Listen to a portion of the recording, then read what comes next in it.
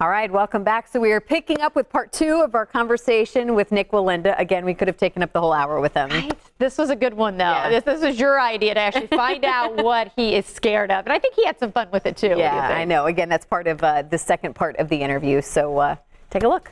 I think you get your inspiration. You're very vocal about your faith, and I don't know how you face fear if you don't have that. I mean, I know that's a big piece of kind of your family history as well. You know, I say it all the time. People have often asked, are you testing God when you get on the wire? Well, the reality is I don't believe that God holds me on the wire in any way. I believe that God has the ability to, but I don't ever ask God, God, hold me on the wire. He's given me the talent and the skill to do what I do, and it's up to me to use the wisdom he's given me to train and prepare for that walk. But there's a lot of peace and comfort in knowing if I do lose my life, where I'm going to go. I'm okay, and people don't understand this. I'm okay if this is my last breath that I take right now. I'm fine with that. I'm completely comfortable and confident in that. I know my family's taken care of. Of course they would miss me, but they also can rejoice when I die. Now, I don't have a death wish. I have no desire to die on the wire whatsoever. That's why I train and prepare so hard.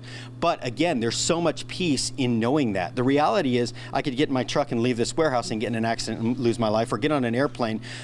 We're all risking our lives every day. We just don't really think about it. Well, is there ever a moment now when you're planning and you go, okay, if this happens, we got to back out? Like we're not going to be able to do this special. I mean, is there something already written down or a check mark that you say, okay, if this happens, we can't continue? So I have an amazing team that surrounds me, including my family. So my father is the one that really makes that call. I'm such a driven person that I only see the finish line. I just, whatever it takes, I'm going to get there. Doesn't matter how many obstacles or hurdles I have to get over, I'm going to get to the finish line. So my father's sort of that voice of reason of going, you know what? Did you take this into account? Well, what about this? What about this? And then even up until the last moment, once I decide I'm getting on that wire, there's no stopping me, no matter how thick the gases are or the winds or the weather. My dad is the guy, the only person that can say, Nick, you will know trust what? to say. Correct. You're not getting on the wire. Stop. We can hold this. And again, the network supports that. Of course, they care about my well-being too. I've delivered on high levels for them in ratings, so they certainly care about my safety as well. You know, we were talking when we were coming down here about you, and we're like, okay, so you do all these crazy things. There are other things that people do that get a rush, the other that's skydiving or swimming with sharks. What are some things that actually scares Nik Wallenda? That you said, no, I wouldn't do. Yeah, there isn't a lot, I would say. I just went skydiving with my boys. Of course and you did. Of course you did. I've swam with sharks as well in the Bahamas, so I've certainly done those things. Hot air balloon?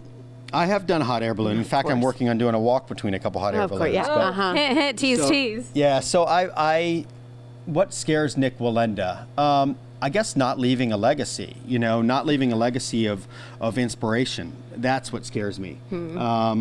What scares me is not staying busy. I'm a workaholic. I love work. I love physical labor.